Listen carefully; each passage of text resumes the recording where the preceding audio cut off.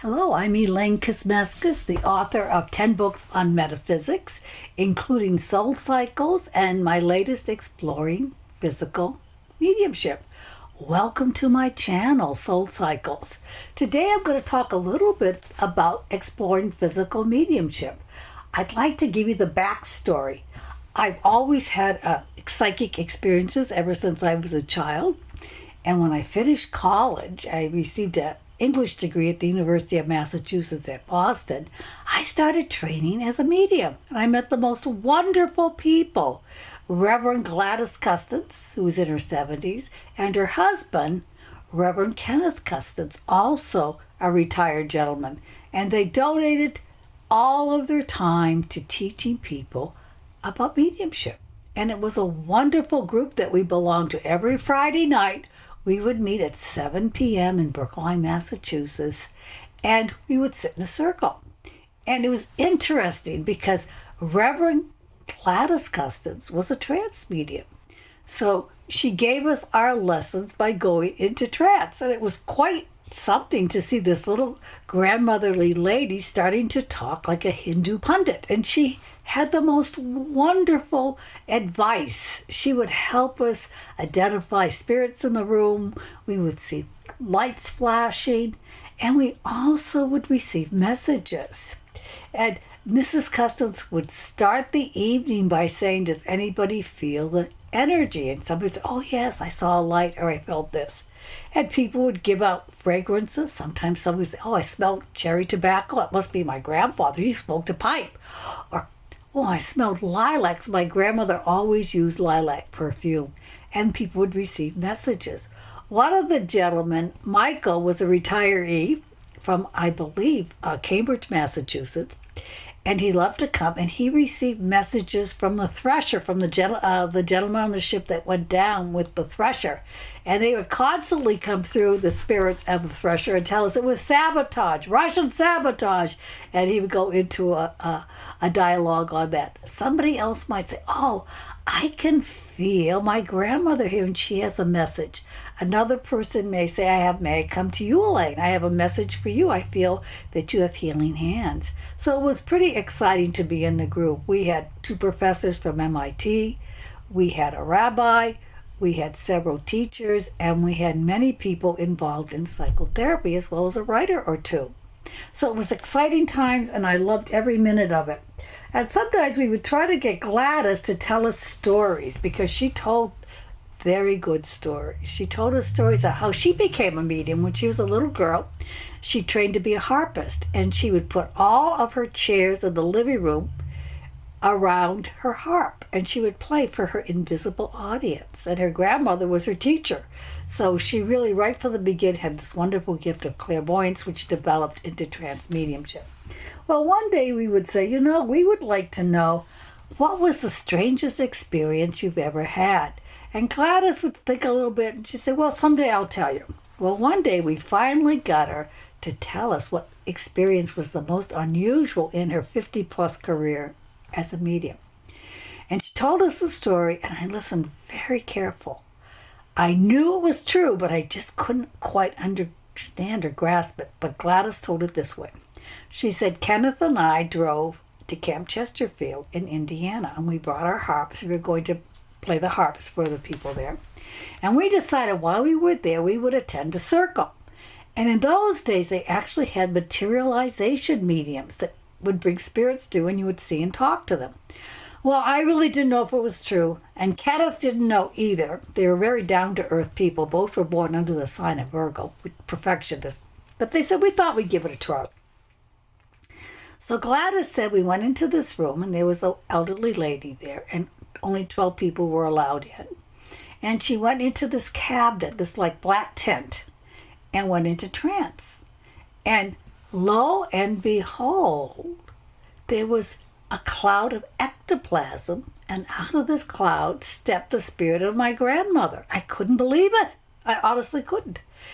And my grandmother started talking to me. It looked like grandmother, sounded like grandmother. And she said, "Gladys, dear, would you get your harp? I'd like to play a tune for you." So Kenneth was dispatched to go to the parking lot and get the harp. Now, Gladys always had a concert harp when she played on the stage, but when they traveled, they would bring Irish harps. So Kenneth gingerly left the seance room very quietly, went to the parking lot, and came back with the Irish harp and placed it on the table. Somehow, don't ask me how, the spirit of her grandmother remained in place. And the grandmother said to Gladys, she said, "What would you like me to play?" Now Gladys was nobody's fool. She was sharp as a tack, and being a professional psychic, you could not pull anything over on her. So she very sweetly said, "Well, grandmother, play our favorite song." And lo and behold, the fingers of the spirit of her grandmother played Brahms' Lullaby, which was the song they played every night before Gladys went to bed. And Gladys said, "I don't know how it happened, but that's exactly what happened." And Kenneth agreed. Well, I heard that story and I was thinking, I have no idea what to make of this. I know that Gladys might be in her 70s, but she's sharp as a tack. She certainly isn't senile. And Kenneth was there too, so you can't say it was a hallucination because they both saw the same thing.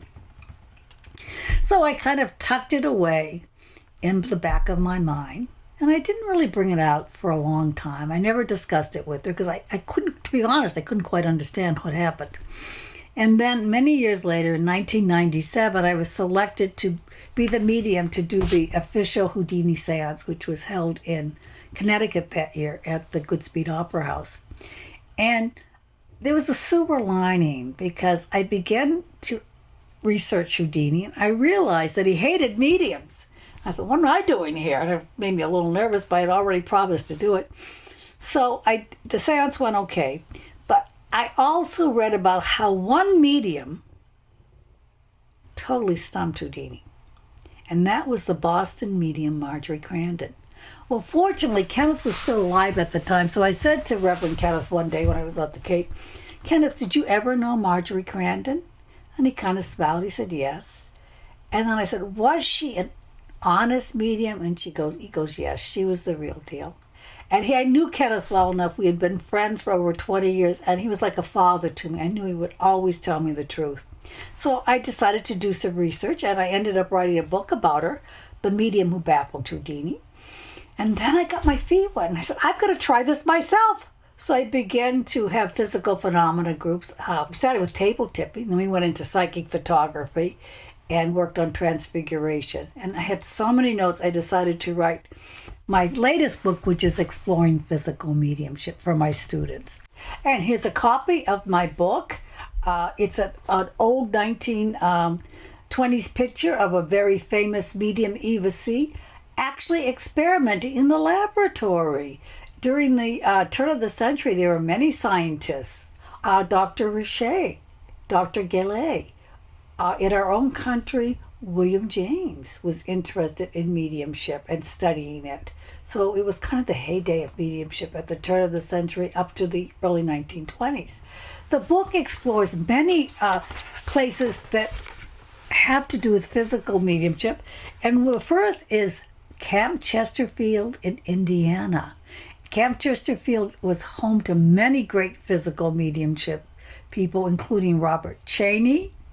We also had Mabel Riffle and some very excellent materialization mediums. Then I talk a little bit about table tipping because that's a good way to start. Table tipping gets the energy going and gets everyone involved. And of course, today, everyone likes to do psychic photography and orbs. We talk about how to do that, as well as electronic voice phenomena, a new modern way of connecting with the spirit world. There's also materialization. Believe it or not, there still are materialization mediums, both in England, New Zealand, and also in the United States. So we look at the modern physical mediumship, and also the production of apports. I have many pictures of apports in the book. And apports may be a term you're not familiar with. It's from the French, which simply means to receive. And these are spirit gifts that come through in a somewhat miraculous way, either through a trumpet or materialized. And I have maybe 20 or 30 of them that I've received in the seance room. They all have a special meaning to us. So if you are interested at all about learning about the unseen world of the spirits, I highly recommend Exploring Physical Mediumship, not just because I wrote it, but because of the wonderful content and of the mediums that are alive today that are still doing this work.